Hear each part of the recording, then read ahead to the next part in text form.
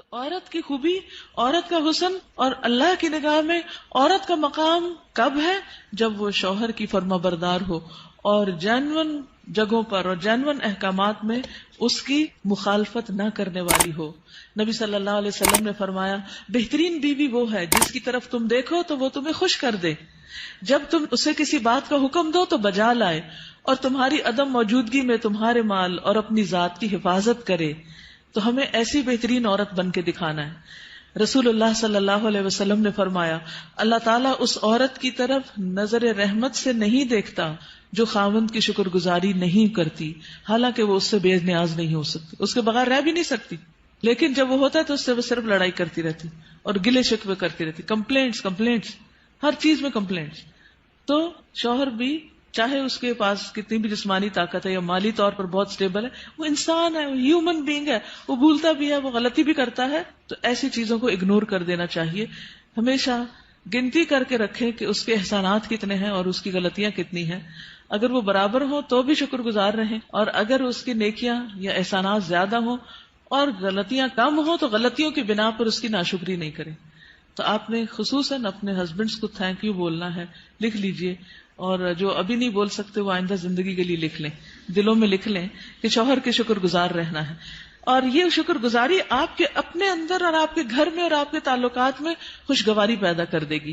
آپ دیکھیں گے کہ وہ شاید منتظر ہو اس بات کے کہ کسی وقت آپ خوش ہو جائیں ان سے، کیونکہ آپ دیکھیں وہ آپ کو خوش کرنے کی کوشش میں لگے رہتے ہیں، اور آپ جب خوش نہیں ہوتے تو بےچارے وہ بھی ناخوش ہو جاتے. تو جب آپ خوش ہوں گے تو آپ کو دیکھ کر وہ دگنے خوش ہو جائیں گے، جب وہ دگنے خوش ہوں گے تو آپ تگنی خوش ہو جائیں گے، اور یوں خوشیوں کا سلسلہ بڑھ جائے گا. پھر اسی طرح عورت کے اوپر یہ بھی لازم ہے کہ وہ اس طریقے پر رہے کہ شوہر دیکھے تو خوش ہو جائے. یعنی بیوی کا حال حلیہ، اس کا اٹھنا بیٹھنا، بات کرنے کا انداز، معاملہ کرنے کا انداز، یہ شوہر کے لیے ایک اٹریکشن کا باعث ہو.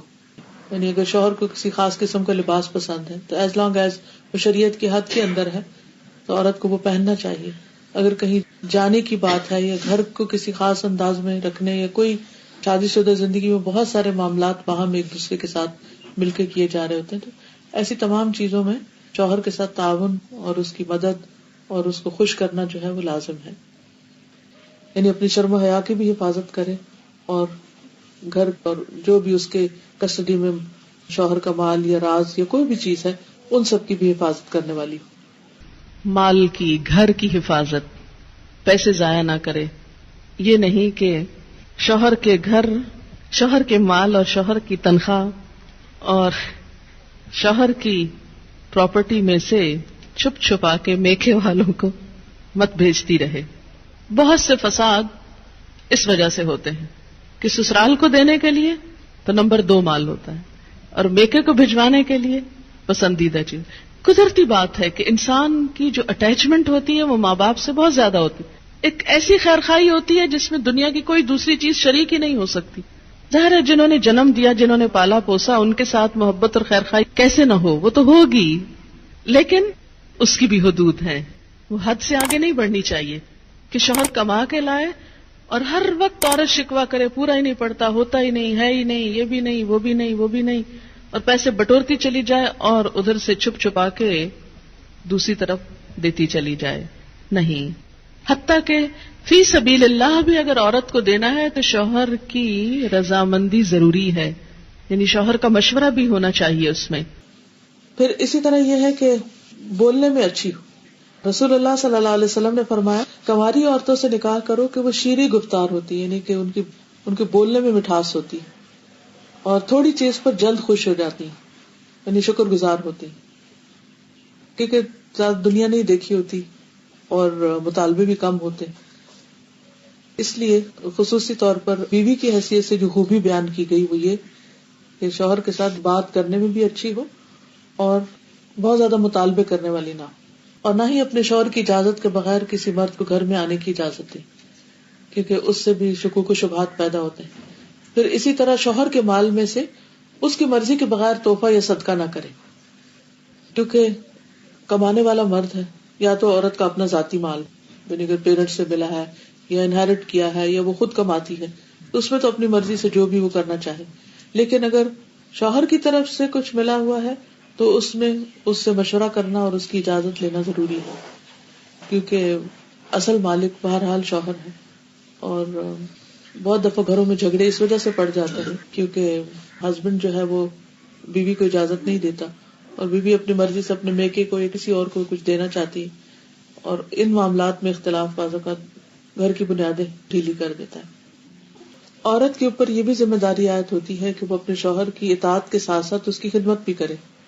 جس طرح شوہر گھر سے باہر سب کچھ کمانے کا ذمہ دار ہے، تو اسی طرح عورت گھر میں آرام اور سکون فراہم کرنے کی بھی ذمہ دار ہے۔ پھر اسی طرح یہ ہے کہ شوہر کی اجازت کے بغیر نامحرموں سے گفتگو سے بھی بچنا چاہیے۔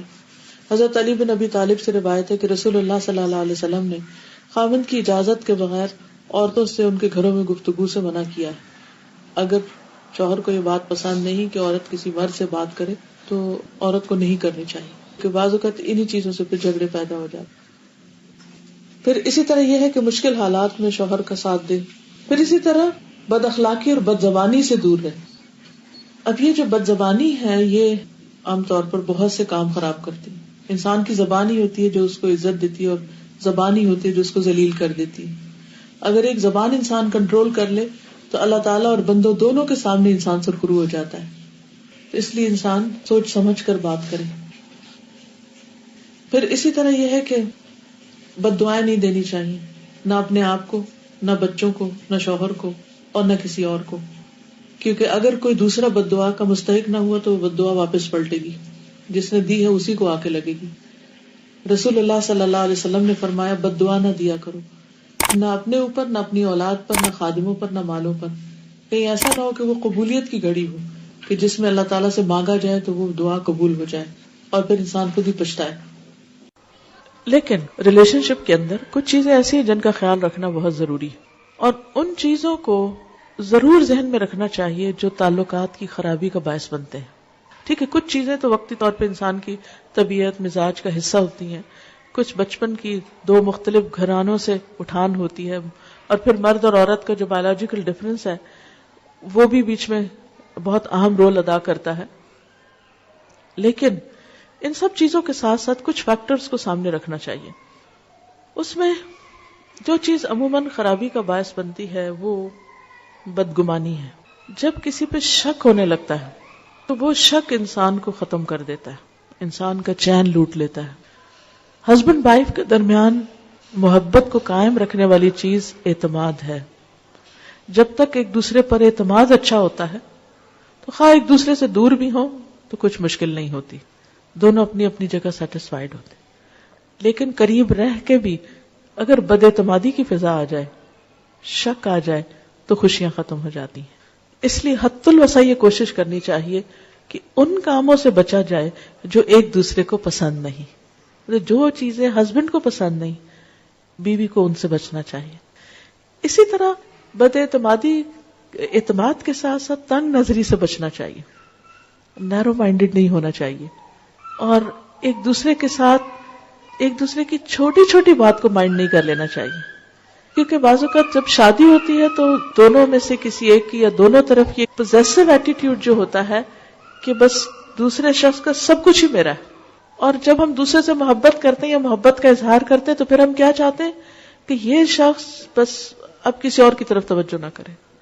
اگر شوہر ہے تو اگر وہ ماں سے بھی بات کرے گا تو بیوی کو کھلنے لگتا ہے کہ ماں کا سر ماتھا کیوں چوم رہا ہے، اگر بہن بھائیوں سے بھی بات کرتا ہے تو وہ بھی بعض اوقات برا لگنے لگتا ہے۔ یہ تنگ نظری نہیں ہونی چاہیے، دل کھلا ہونا چاہیے۔ جو محبت میں آپ کا حصہ وہ آپ کا ہے، بیوی کی جگہ اور کوئی نہیں ہو سکتا۔ لیکن یہ بھی یاد رکھیے کہ جس ماں نے تکلیف اٹھا کے جنم دیا ہے اور سالوں سال دعائیں مانگ مانگ کے اس کو پالا ہے اور بڑا کیا ہے اور اس منزل تک پہنچایا ہے کہ جب وہ کامیابی کے ایک اعلیٰ منزل کو پہنچا تو اب آپ کے ساتھ اس کا ریلیشن شپ ہو رہا ہے، تو جس نے یہ ساری منزلیں طے کی ہیں اس کا حق اپنی جگہ ہے، اس حق کو کبھی فراموش نہیں کرنا چاہیے، بلکہ شوہر کی مدد کرنی چاہیے کہ وہ اپنی ماں کا خیال رکھ سکے اور اس کا ساتھ دینا چاہیے۔ اگر وہ کسی قسم کی کمی کوتاہی کر رہا ہے تو ایک اچھی بیوی کی خوبی یہ ہے کہ وہ اس کو توجہ دلائے کہ تمہاری ماں تمہارا انتظار کر رہی ہے۔ پھر کچھ اور چیزیں ہیں کہ جن کی وجہ سے تعلقات اچھے نہیں ہوتے، اور وہ ہیں ڈس فنکشنل کمیونیکیشن۔ اچھی کمیونیکیشن